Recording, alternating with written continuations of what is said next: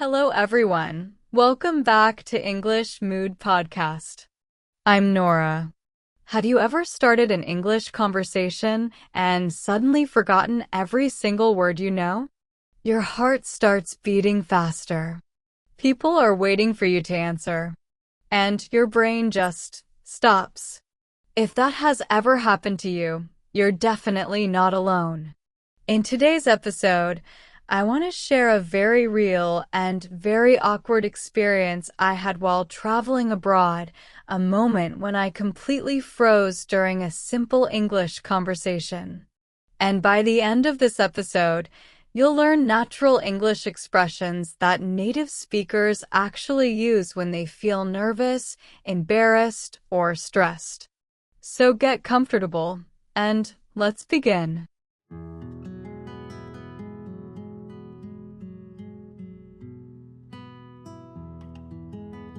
A few years ago, I was traveling alone for the first time in Europe. I remember waking up early one cold morning and deciding to explore the city before it got crowded. Near my hotel, I found this tiny coffee shop on a quiet street corner. The place felt warm and peaceful. People were softly chatting. Coffee machines were steaming in the background. And the whole cafe smelled like fresh bread and roasted coffee beans. I walked in feeling confident. Honestly, I wasn't worried about English at all. I had studied English for years. I watched Netflix in English. I listened to podcasts every day. I even talked to myself in English sometimes. So I thought, yeah, this will be easy. I walked up to the counter. The barista smiled at me and said, "Hey, how's it going?" And suddenly, my mind went blank. Completely blank. I knew this question. It was such a simple question. But for some reason, my brain started translating everything too slowly. I just stood there staring at him for 2 seconds too long. Then I awkwardly said, good. Coffee, please." The barista smiled politely. "What can I get started for you?" And that's when I really froze. I looked up at the menu board behind him. There were way too many options. Flat white, latte, cappuccino, cold brew, oat milk, vanilla syrup. The words were familiar, but in that moment, they felt impossible to organize inside my head. And the worst part? I could feel the people behind me waiting. That pressure made me panic even more.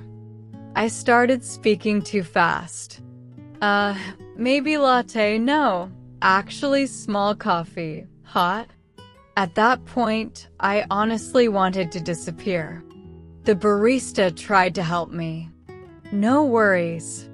Take your time." But somehow that made me feel even more nervous. Finally, I pointed at a random drink on the menu and said, "That one." He nodded. "Great. Do you want room for milk?" And once again, my brain stopped working. Room? What room? For a full second, I imagined a tiny room inside the coffee cup. I know that sounds ridiculous now, but when you're nervous in another language, your brain does strange things. I didn't know what to say, so I just laughed awkwardly and said, "Sorry." This time he spoke more slowly. "Do you want space for milk?" And finally I understood. "Oh, yes, please." At that moment, I felt so relieved, but also deeply embarrassed. I grabbed my coffee, thanked him, and quickly sat near the window. And honestly, I felt terrible. I kept replaying the conversation in my head. Why did I sound so awkward? Why was I so nervous? Why can I understand English perfectly, but struggle to speak? I stared out the window, feeling frustrated with myself. Then something unexpected happened. An older woman sitting nearby looked at me and smiled kindly. She said, "First time speaking English abroad?" I laughed. Was it that obvious? She smiled again. A little. Then she said something I've never forgotten. Most people don't struggle with English. They struggle with fear. That sentence stayed with me for years. Because she was right. The problem wasn't grammar. It wasn't vocabulary. It wasn't pronunciation. The real problem was fear. Fear of making mistakes.